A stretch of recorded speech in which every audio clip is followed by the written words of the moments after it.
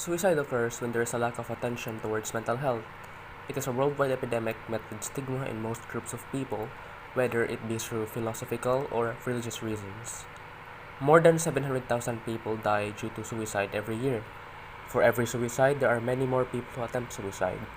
A prior suicide attempt is the single most important risk factor for suicide in the general population. Suicide is the fourth leading cause of death among 15 to 19-year-olds, and 77% of global suicides occur in low and middle-income countries. Ingestion of pesticide, hanging, and firearms are among the most common methods of suicide globally. Suicide is not exclusive to high-income countries. In fact, it is a global phenomenon in all regions of the world. Over 77% of global suicides occurred in low and middle-income countries. Suicide is a serious public health problem. However, suicides are preventable with timely, evidence-based, and low-cost interventions. For national responses to be effective, a comprehensive multi-sectoral suicide prevention strategy is needed. So, who is at risk? While the link between suicide and mental disorders is well established in high-income countries, many suicides happen impulsively in moments of crisis with a breakdown in the ability to deal with life stresses such as financial problems, relationship breakups, or chronic pain and illness.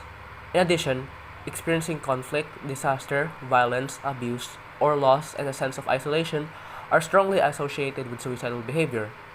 Suicide rates are also high amongst vulnerable groups who experience discrimination such as refugees, immigrants, indigenous people, and members of the LGBT community and prisoners.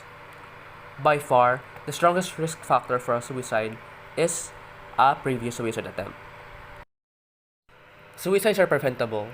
To those who show tendencies, don't be too intrusive as it would pressure them even more.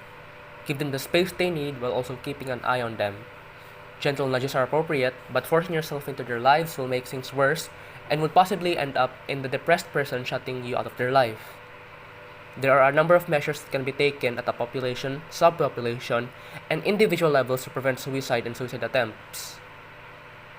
Live Life, whose approach to suicide prevention recommends the following key effective evidence-based interventions: limit the access to the means of suicide, interact with the media for responsible reporting of suicide, foster social emotional life skills in adolescents, early identify, assess, manage, and follow up anyone who is affected by suicidal behaviors. These go hand in hand with the following foundational pillars: situation, analysis, multi-sectoral collaboration, awareness raising, capacity building, financing, surveillance, and monitoring and evaluation. Suicide prevention efforts require coordination and collaboration among multiple sectors of society, including the health sector and other sectors such as education, labor, agriculture, business, justice, law, defense, politics, and the media. These efforts must be comprehensive and integrated, as no single approach alone can make an impact on an issue as complex as suicide. Suicide is often met with challenges and obstacles, such as stigma and taboo. Stigma, particularly surrounding mental disorders and suicide, means many people thinking of taking their own life or have attempted suicide are not seeking help and are therefore not getting the help they need. The prevention of suicide has not been adequately addressed due to the lack of awareness of suicide, such as a major public health problem, and the taboo in many societies to openly discuss it. To date, only a few countries have reported suicide prevention among their health priorities, and only 38 countries report having a national suicide prevention strategy. Raising community awareness and breaking down the taboo is important for countries to make progress in preventing suicide.